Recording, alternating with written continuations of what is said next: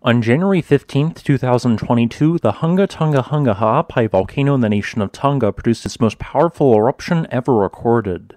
This eruption generated a devastating tsunami which went on to cause damage and flooding across the Pacific Ocean in locations such as in Japan where it damaged boats, or in Peru where it even caused an oil spill. However, within Tonga, the damage is far more severe. On several outlying islands, every single structure was swept away. Although it was widely reported that the tsunami only had a maximum height of 2 meters or 6 feet, this is an understatement. When a tsunami wave hits a shoreline, the topography of the ground adjacent to it can make a far higher wave, sometimes causing a wave to increase in height by as much as tenfold. One such example of this occurred on the western end of the island of Tongatapu, where tsunami waves were measured at 15 meters or 49 feet tall. The generation of this tsunami was associated with one of the largest volcanic explosions ever recorded.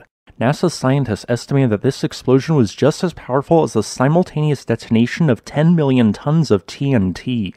Why was it so powerful? I could best describe this powerful explosion on January 15th as one of the world's largest steam explosions. Let me explain. The Hunga Ha'apai volcano is approximately 20 kilometers or 12 miles wide, and the vast majority of its edifice is far below sea level. At some point in the distant past, a caldera collapse occurred, causing the center of the volcano to collapse downwards like a sinkhole, while also forming a ring-shaped fracture. Ever since this last caldera-forming eruption, numerous intrusions of magma have occurred around this fracture, using it as a path of least resistance in constructing the separate Hunga Tonga and Hunga Ha'apai islands. In 2014-2015, another brand new vent formed, which connected the two distant islands. This latest vent soon became a dominant path for magma to travel up to the surface via what is termed a lava conduit. When Hunga Tonga erupted again on December 20th of 2021, more landmass was added to the island, causing its coastline to advance towards and then beyond the cliff of the northern caldera rim. This highly unstable section of land eventually collapsed, leading to a massive landslide which carved the island in two. Any shallow magma present caused overlying water to flash the steam and explode, generating a 20-kilometer-high eruption column. With the solid rock overlying the conduit gone, an even larger volume of seawater traveled into the conduit and rushed downwards to where magma was present. Over the span of the next 24 hours, the large volume of water present in the conduit was heated until it all flashed to steam. Eventually, the steam present within the conduit was too highly pressurized and was released upwards in a powerful explosion. This explosion ejected primarily water vapor, hence the plume's mostly white color, alongside any magma present in the large conduit. Due to the nature of this explosion, this powerful eruption was over in less than 60 minutes. This is unusually brief, as similar Plinian eruptions lasted far longer. Thus, while the eruption may have ejected volcanic rock and ash at a higher rate than other highly explosive eruptions, it did so for a much shorter time span. The ash ejected from this eruption drifted largely towards the west, but also fell across large swaths of the nation of Tonga. On the island of Tongatapu, for example, approximately a centimeter of ash fell. This ash now poses a risk far more severe than the initial eruption. A majority of residents on the island source their drinking water via rain collected from rooftops. With ash present on the ground, any drinking water is now contaminated. Not only is the water now acidic due to the acid rain which fell post-eruption, but it contains dangerously high levels of several compounds such as fluorine. In moderate amounts, fluorine strengthens your bones, but at dangerously high levels, it causes bones to break. This is merely one of a host of health problems which would afflict any person, pet, or livestock who decides to drink the water. Thus, for the meantime, the only safe drinking water is pre-packaged bottled water, which is being flown in en masse to the nation. Thanks for watching. If you'd like to request a specific topic, please leave a comment below. Additionally, I'd like to thank my new patron Kate Haverland for supporting this channel.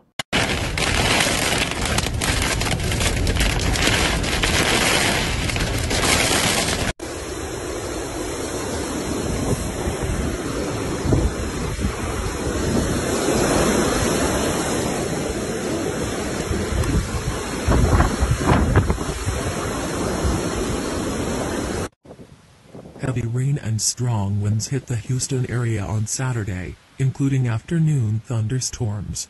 The National Meteorological Service reported that wind gusts of up to 40 miles per hour were observed in some areas. Flood warnings have been in effect in areas in southeast Texas since heavy thunderstorms hit the region on Saturday. In Montgomery County, a series of intense storms on Saturday morning uprooted trees, scattered debris and even cut power lines. The National Weather Service later confirmed that a tornado hit the northeastern county. They said the tornado had been tentatively rated EF1 and had an approximate track length of 2 miles and a width of 100 yards. The Montgomery County Emergency Management Authority confirmed that a tornado warning was issued at around 10:30 a.m. Various teams worked around the clock to safely repair the damage. According to residents, everything happened in a matter of minutes. "He hit us hard, sounded like a freight train, then it was dark. When the windows and doors began to crack, I realized that we had problems," said local resident Jimmy Edwards. Fortunately, no one was injured and no major structural damage was reported. Cleaning and renovation is expected in the next few days.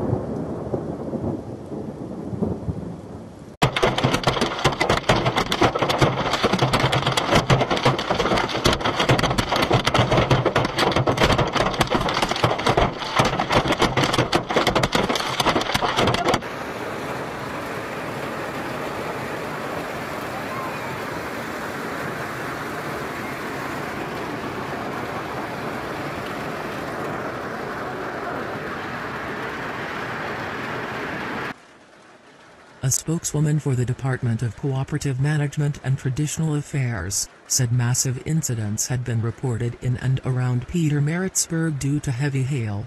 The terrible storm left a devastating mark when it hit Petermaritzburg this afternoon.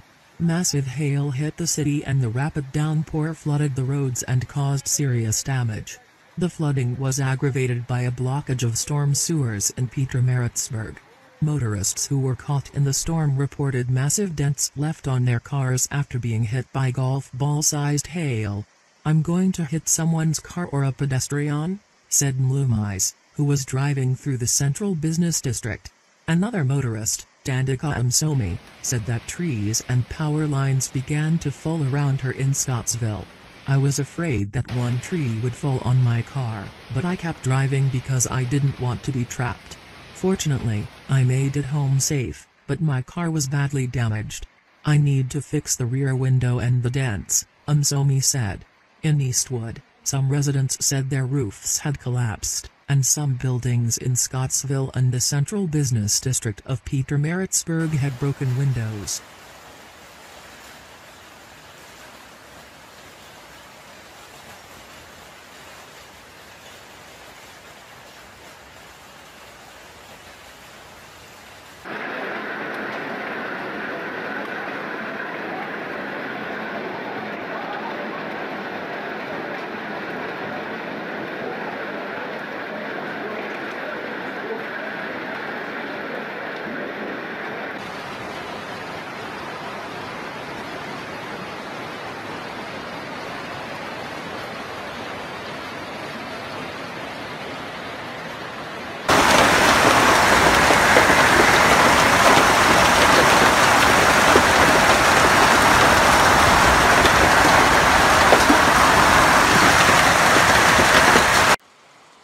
Severe thunderstorms are also expected in parts of the Eastern Cape, with heavy rainfall, high winds, large amounts of small hail and excessive lightning on Wednesday.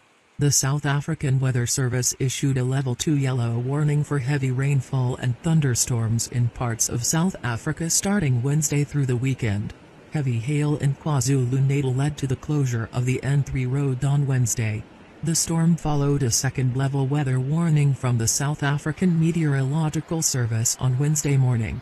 The inclement weather is expected to last until 2300 hours. Several accidents are reported on the N3 and M7. The South African Meteorological Service has warned of local flooding and poor visibility and traffic conditions due to downpours. A low temperature zone is expected over the Eastern Cape on Friday, which is combined with a high-pressure ridge system, which will lead to a high probability of heavy showers and thunderstorms throughout the province. Heavy showers are expected with an accumulation of 20 to 30 millimeters, the Weather Service said on Thursday. These weather conditions are expected to result in localized flooding of vulnerable communities, roads and low-lying areas, challenging driving conditions and traffic disruptions resulting from significant falls and poor visibility, and occasional wet roads.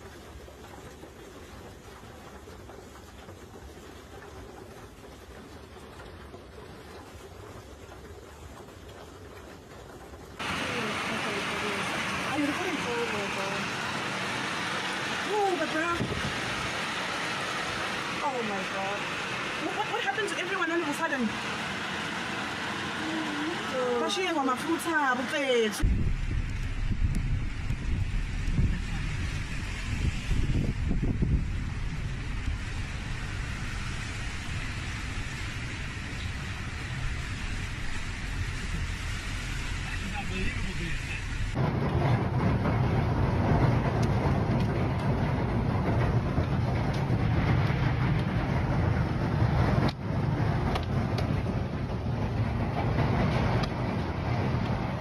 According to weather forecaster Combs Massison, the Meteorological Service expects occasional showers and thunderstorms in the central and eastern parts of the country, 60% of which will be concentrated in Limpopo, Mpumalanga, KwaZulu-Natal, as well as along the coast of the Eastern Cape Province.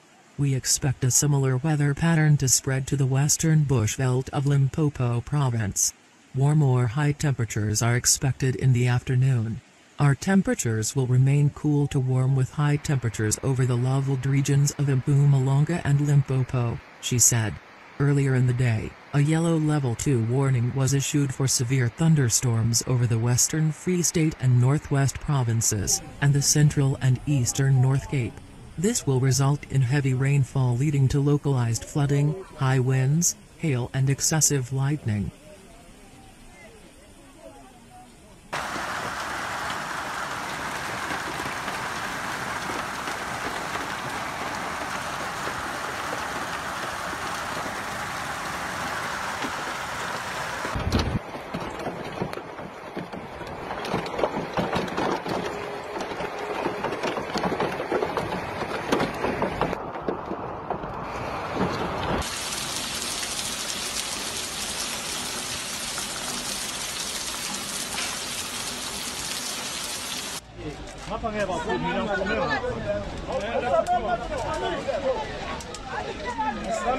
Such weather conditions can be expected from Wednesday to Friday.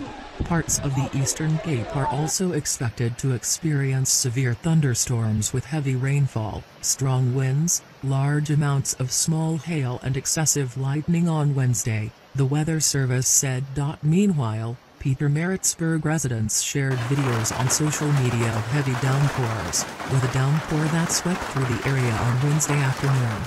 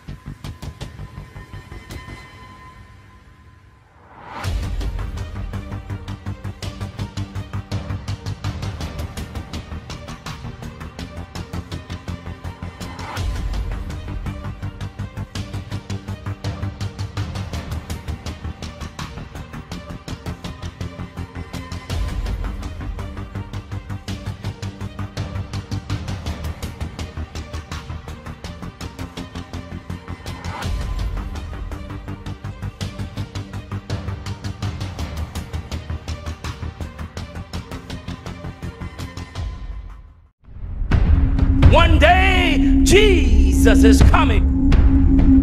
You may be at church. You may be at work. You may be asleep. God grant that you will be ready when he makes his personal appearance. My God, what if his appearance occurs on a Sunday morning?